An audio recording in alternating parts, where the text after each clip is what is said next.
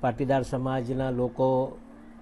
મુખ્યમંત્રી સાહેબને મળ્યા હતા એવા સમાચાર છે મને, પણ વાસ્તવિકતા તો એમની રજૂઆત જે છે એમાં હું મારો સૂર પુરાવું છું. મારા વ્યક્તિગત વિચારો એવા છે કે જે રીતે કોઈ પણ સમાજની દીકરી હોય,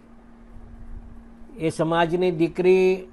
અચાનક જ લવ મેરેજ કરી અને જ્યારે બીજા સમાજના લોકો સાથે જ્યારે આવા લવ મેરેજ થતા હોય ત્યારે એના ઘણા કિસ્સાઓ અમારા સમક્ષ આવતા હોય છે. અને હું પણ એમાં મારો સૂર એટલા માટે પુરાવું છું કે ઘણા બધા મા બાપોની ફરિયાદ, ક્યારેક તો એવી ફરિયાદો પણ હોય છે કે છોકરીની ઉંમર નાની હોય છે ને એ સમયે પણ દીકરી અણસમજુ કંઈક આકર્ષણ થઈને પણ આવા કિસ્સાઓ અમારા સમાજમાં હોય કે બીજા સમાજમાં હોય ત્યારે બનતા હોય છે. ત્યારે બહુ આપણે દુઃખ અનુભવતા હોઈએ છીએ. એના મા બાપ રડતા આવે અને ભાઈ અમારી દીકરી વહી ગઈ છે, કોઈ ફરિયાદ આવી કરી હોય અને એના પર પછી અમે અમલગીરી કરતા હોય ત્યારે ઘણા કિસ્સાઓમાં અમે આવા કિસ્સાઓમાં જોયું છે, અમે પ્રત્યક્ષ નજર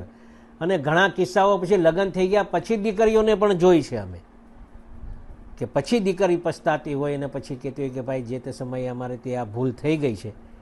હવે આને પાછા પાટે લાવવા માટેના પ્રયત્ન અમારા સમાજના લોકો આગેવાનો કરતા હોય, બીજા સમાજના લોકો કરતા હોય ત્યારે પીડા થતી હોય કે મા બાપ જે દીકરા દીકરીઓને મોટા કરી અને અચાનક જ જ્યારે આવું પગલું ભરતા હોય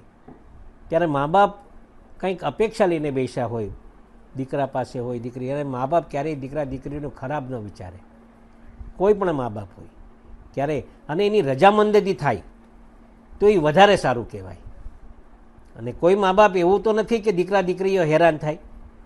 અને એના કારણે હું પણ એમાં સૂર પુરાવું છું. અને કાયદો એવો બનવો જોઈએ કે મા બાપની રજા સિવાય